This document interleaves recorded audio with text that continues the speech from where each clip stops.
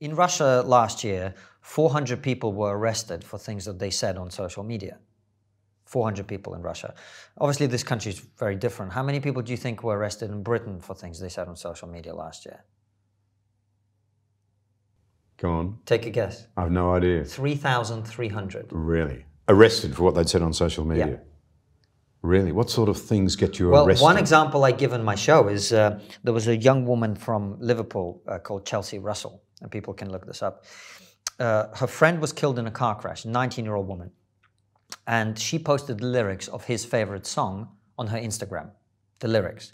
And it was a rap song, so the lyrics contained several instances of the N-word. Okay?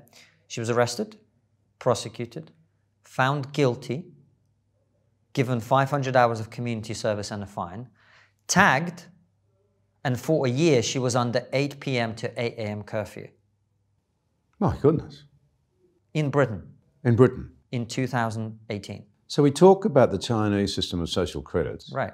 And describe it as the creation of, or the emerging of a digital prison. But we're doing it to ourselves voluntarily in the West, so to speak. Absolutely. I mean, so we'll cancel people socially if they say the wrong thing on social media. But you're telling me now that 3,500 people were visited by the police. No, far more were visited by the police. Far more. There are cases just half a year ago, and I defended Jo Brand, a British comedian, over this.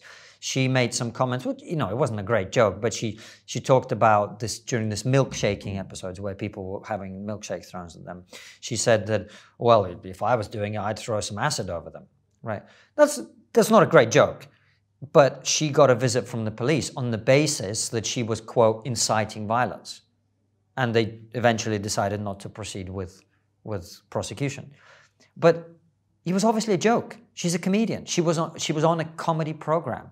The context is very clear, right? The defining case actually in recent British history on this was the Count Dankula incident. I don't know if you're familiar with this. No.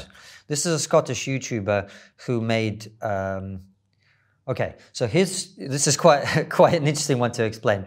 His girlfriend had a pug dog. You know those little ugly dogs? Yeah, yeah. Well, I'm going to get in trouble you'll now. be in trouble. Yeah, You can expect a call. You've offended pug dogs. Exactly.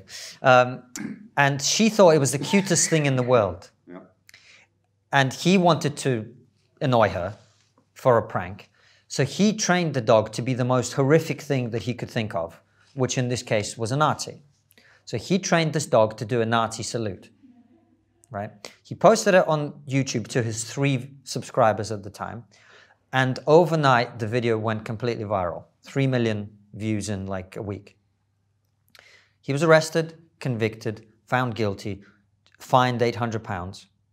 And he is, to this day... What precisely was the charge? It was hate speech.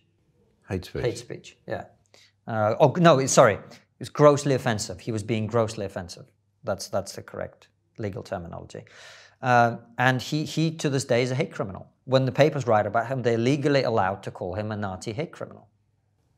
Wow. That is where we are. And it really started with that. I talk about all of these things in my show, where we are now in a position where, in that court case, the prosecutor argued that context and intent are irrelevant. And the judge accepted this. Really? So even by retelling the story to you now, I am potentially engaging in grossly offensive behavior. Context and intent, according to these people, are irrelevant. Now, get your mind around that and think about the potential implications of that.